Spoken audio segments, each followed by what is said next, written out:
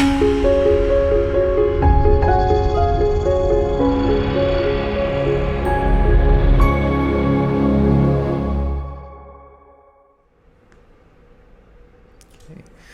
welcome to the show. I'm your host, Joseph Coppus, and I'm joined by my guest, Amy Zellmer. Thank you for joining me today, Amy.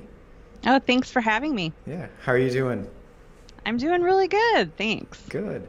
So Amy, you are a big advocate in the world of TBI. You've got your hands in a lot of different projects, and I'm really excited to learn about what you're doing to help other people who have had a similar situation as you, correct? Yeah. So just to get started, would you mind kind of going over your story, kind of sharing your story with our listeners? Yeah, so February in 2014, I live in Minnesota. I need to preface it with that. I was out walking my dog. I have a little 5-pound Yorkie, and it was really cold out that morning. And I was walking down our driveway, which had a fairly steep incline to it. And Pixie had kind of refused to walk because it was so cold. So I picked her up. I had her in my arm. And I guess I should have listened to her cue, but I stepped on a patch of black ice and my feet just went right out from under me.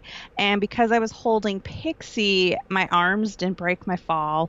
I don't even know that I would have had time to even think of breaking my fall, but I landed straight on the back of my head. And I will never forget the sound that it made when my skull made impact with the frozen concrete. Yeah. So, okay, that's a pretty rough one. Yeah. Yeah. So, what happened after that? Well, as soon as I got up, I knew I wasn't okay. Mm-hmm. I didn't think I had lost consciousness, but you really wouldn't know, right? Like if you lose consciousness or not. But when I got up, Pixie was probably a good 15 feet away from me. So that tells us that she had had time to get up and walk away. And she probably actually sat there and licked me for a minute before she walked away. But when I got up, I had excruciating pain in my head, and my vision was, I say like the proverbial stars in the corner of my eyes, and I just couldn't focus my eyes on anything. I remember I had just moved into this apartment building, so I didn't even know where the ER was. So I went online to try and look it up, and I remember I couldn't even read the screen. Like my eyes kept focusing in and out. And so I knew I wasn't okay right away. Yeah. Where I know not everyone has that experience. Mm-hmm. It takes days or weeks, but I knew I wasn't okay as soon as I got up. Okay. And what were some of the things that you were dealing with in the time afterwards? Yeah, so like I said, immediately there was a lot of vision and my short-term memory. I remember the next day. So my doctor had told me not to do anything for 2 to 4 weeks. No computers, no phones, no TV, which now we know is kind of bunk. But I remember the next day I was like, okay, I have to get some of my clients' orders online before I take this, leave of absence. And as soon as I would click enter and get to the next screen, I would forget whose order I was even working on. Mm-hmm. And I just remember being like, what is wrong with me? It was super scary. So a lot of memory, short-term memory particularly, and the vision, and lots of dizzy and balance issues. I was constantly dizzy. It kind of always felt like the world was kind of moving around me. Mm-hmm. And I was diagnosed with positional vertigo. And I just remember I had positional vertigo about 5 years earlier, with the crystals in the ears. And I was like, no, this is not the same thing. That was much more violent. That was much more like spinning. This is just like, I can be sitting still and the world is moving around me. But they kept telling me my eyes were fine. There's nothing they could do for me. Just give it time. And at a year, I was told, well, it's been a year, so this is probably the best you're going to get. So that's that was kind of the first year, and it was really scary. Yeah, yeah, it's absolutely scary. But eventually there was a light at the end of the tunnel, and you were able to find Dr. Jeremy Schmo eventually, correct? Hmm. So not to give away your story, but can you kind of maybe talk about the things that you had tried before making your way there, and then your time with Dr. Schmo? Yeah, so I originally started seeing a chiropractor because Hmm. chiropractic was always my like GP, right? Um, and so I originally started with a chiropractor. He knew I wasn't okay and sent me to a neurologist. The neurologist was who kept telling me there's nothing we can do, give it more time. I'd go back every like 4 to 6 months, and I was telling her how my eyes are weird and I felt dizzy and I thought the dizzy was coming from my eyes. So, I'm a photographer, so I'm very in tune with my eyes. Hmm. And so it was extremely frustrating that I could tell they weren't working right. Yeah.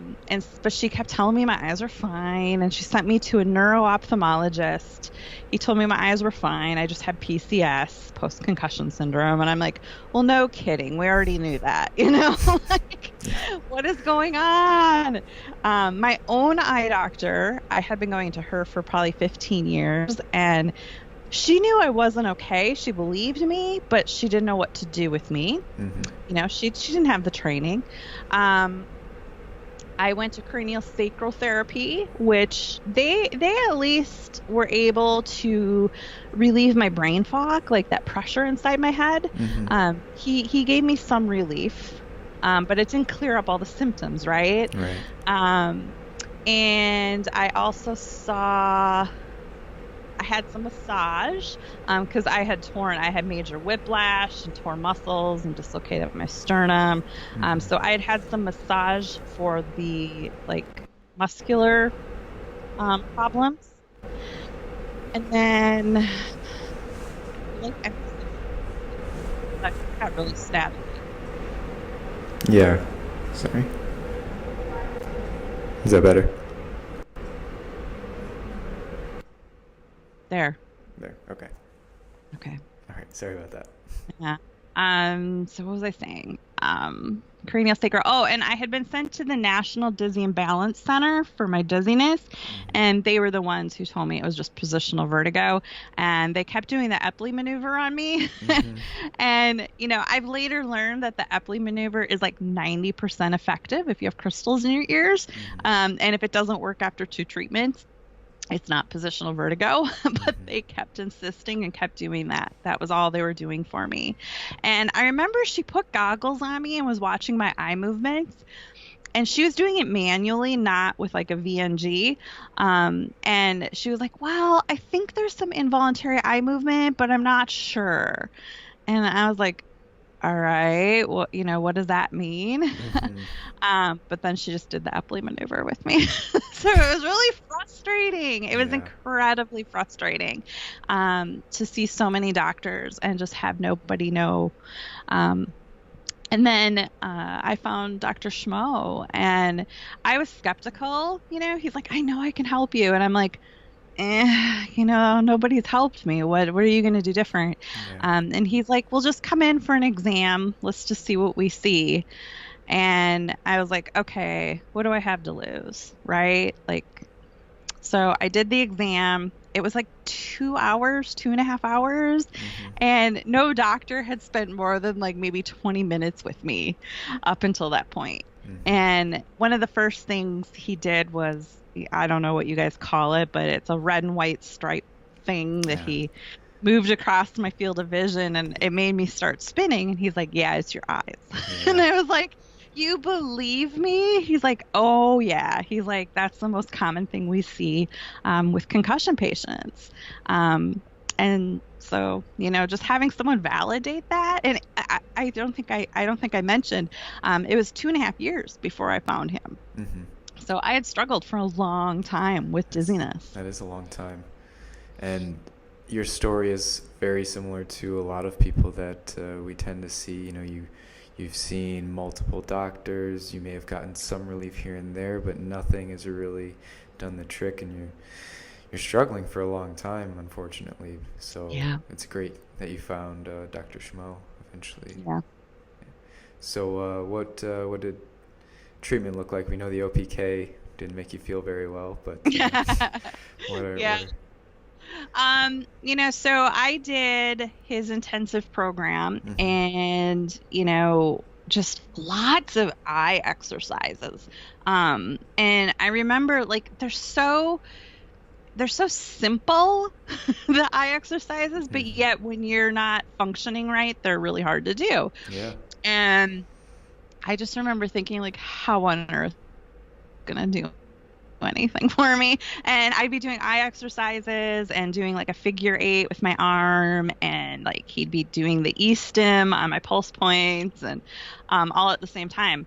And within 3 days, I think it was either my third or fourth day, I remember driving home from my appointment, and I was like, okay, the world is more crisp again. Things aren't moving. And it was really profound. I definitely had a very, profound breakthrough with my dizziness. And by the end of the week, my dizziness went from like a 9 out of 10 to maybe a 2. Um, and, I continue doing my exercises. And even now, if I scroll too quickly on my computer screen and it makes me dizzy, Mm-hmm. I pull up my exercises and it calms it right down. So, some people are like, I've been asked all the time, does this stuff like really work? Does it stick? Mm-hmm. Or is it just in that week you feel better? And I'm like, oh no, it lasts. It's retraining your brain, getting it to work efficiently again. Because our brains are so incredibly amazing, and when you injure your brain, the brain reroutes itself, which Absolutely. is amazing. Mm-hmm. But then it doesn't ever go back to its efficient route when that pathway has been healed.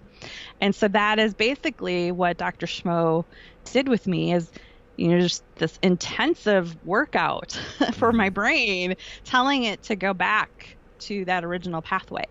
Um, and so, I mean, it's so amazing.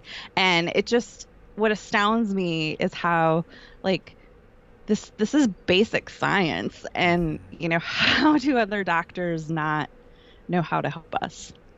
So that's Yeah. why I'm so passionate.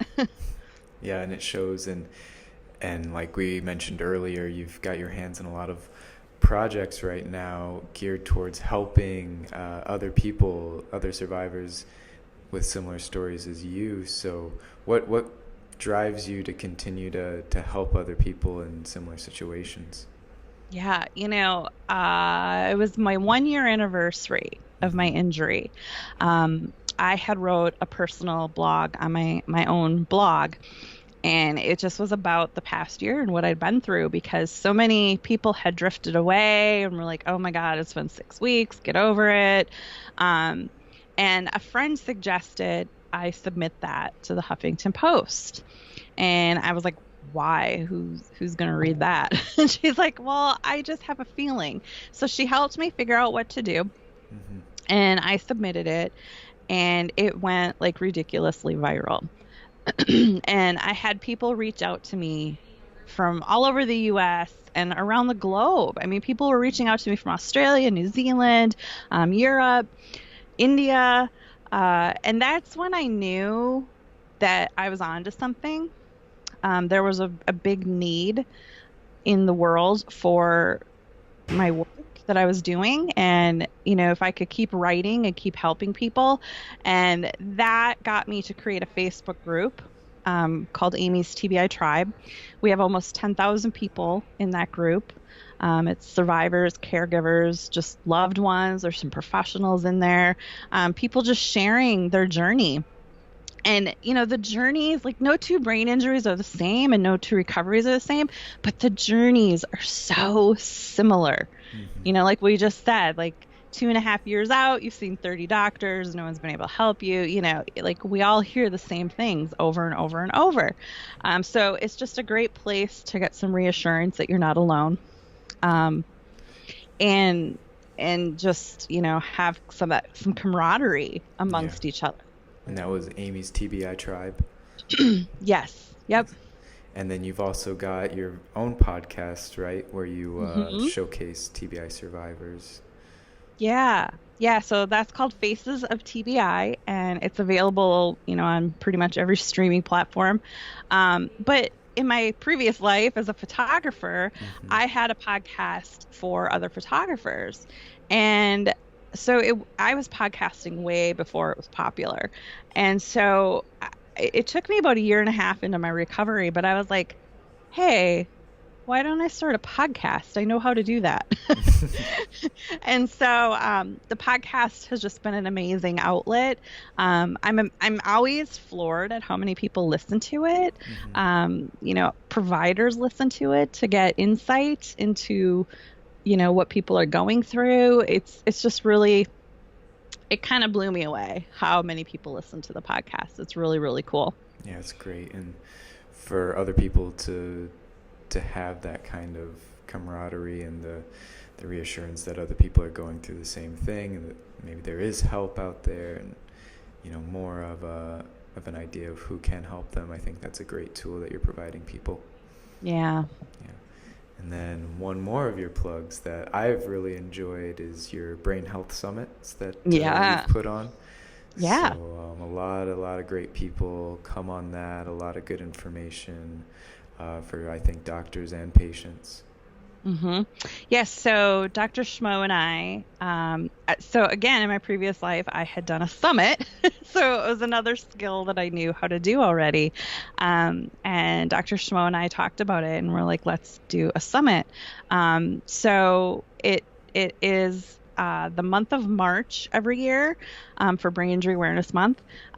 We have roughly 20 different webinars, I guess they're called, on the summit. It's the brainhealthonlinesummit.com.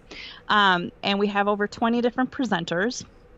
Some of them are survivors and some of them are providers. So it's packed full of information. And it just, people watch it and they're just blown away. They're like, wow, I didn't know this existed, or this explains why I'm having this symptom.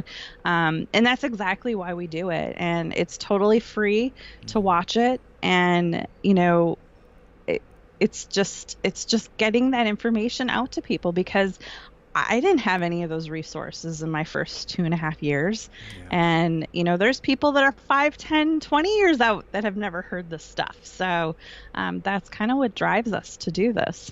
Yeah, that's awesome. It's another, like I said, great resource that we have available to us. So I guess my next question, Amy, as you look at the world of TBI and brain health care, if you could do something different, or if you could wave a magic wand and just kind of change the landscape of what brain health care looks like, what would it look like to you? Yeah, that's a really good question. I think what needs to change is just doctors' attitude towards concussion and brain injury. And, to some extent, it's not their fault. They weren't taught it in med school. However, it's 2019, almost 2020. They should know more than they know. Yeah. There's a plethora of resources out there for doctors, and whether that's going to conferences or listening to online seminars like the summit. But I hear all the time, like, people are told, oh, this can't possibly still be from your concussion. This is 9 months out. This is mental health. Mm-hmm. It's constantly brushed off as mental health. And it's incredibly frustrating, because mental health is a symptom of the brain injury. It's not the root cause. You have to fix the brain injury. You don't just target the mental health, right? You can't just give it a pill. Mm-hmm. So, so that if I can wave a magic wand, it would be for doctors to really understand brain injury and concussion, and honestly just get rid of the word concussion altogether, because the definition of a concussion, it's a traumatic brain injury. So if we just call it what it is, Mm-hmm. no parent would ever say, oh, Bobby just has a brain injury, it's no big deal. Yeah. That sounds ridiculous. Yeah. oh, he just has a concussion. He's fine. He can go back in the game, or whatever, whatever it is. Mm-hmm. So I would eliminate the word concussion altogether, but That's a good point, really. Yeah. People are less likely to wave off a brain injury than something yeah. like a concussion. But okay. And would you say that that mental health aspect was probably the most frustrating part of it, and the lack of understanding that you think you received? Yeah, and I guess that's one of the providers. I probably purposely black her out of my memory. I didn't mention that earlier, but I was eventually sent for a neuropsych exam to figure out, okay, where are your deficits? And the neuropsychologist, when we went over my results, she told me, well, you scored fairly average for someone your age in most of the categories, except short-term memory. You scored worse than a dementia patient. So I just think maybe you just didn't try your hardest on the test. And then she proceeded to want to prescribe me Ritalin and antidepressants. And I looked at her and I said, how will that help my brain injury? Mm-hmm. And she's like, oh, I don't think, you're just depressed. And I was like, oh, okay. Well, I'm never going to see you again. Yeah. And that's when I really, I think that's when my passion really kicked in. That was at about 15 months. And I hear over and over and over from people that they're put on antidepressants. Like that's a first line of defense with a brain injury. And some people genuinely need an antidepressant, don't get me wrong. Mm-hmm. But the vast majority of brain injury survivors, that's not what they need. And when you think about what an antidepressant does, it alters your brain chemistry. So if you're trying to heal a brain injury and you're giving it a chemical, like it's counterintuitive to me. But, it was incredibly frustrating to be told that I was probably faking it. And in all that I've learned since then, if you were to try and fake an exam, it would show up across the board, not just in one category. Mm-hmm. So if one category has a drastic deficit, it means you have a deficit. And so it kind of makes me want to go back and go ballistic on that lady. But I won't. But it's like, I just want to go back and just, because she, that's her specialty, is working with brain injuries. She works for the top neuro clinic here in the Twin Cities. And I just want to go back and educate the lady. You know what I mean? You can't treat people like this, because the way doctors' words affect a patient drastically affect the recovery. If you're told there's nothing you can do, or it's just in your head, you start to think you're crazy. And then you meet someone like Dr. Schmo who says, I believe you. I can see it. It's your eyes. That changed my recovery in an instant. Yeah, it's a world of a difference, and mm-hmm. and unfortunately, it is all chalked up to that a lot of times by some people, where they just want to say it is all in your head. When in reality, it is more or less. It's, literally, it's in your brain. But not in the context that they're using it. But I'm very happy for you and your story, and that you've been able to find the help that you needed. And now you are how many years, would you say? Almost 6. 6 years, wow. Yeah. So great. Still keeping up with your exercises, it sounds like, and everything's I still pull those out. Yeah, very great. And that's important for longevity, of course, as you know. But yes, this has been really great so far, Amy, and I really appreciate you taking the time to sit down with me and have this conversation and share your story with our listeners. But I just wanted to give you the chance before we wrap everything up to give us any closing words, any parting thoughts for our audience.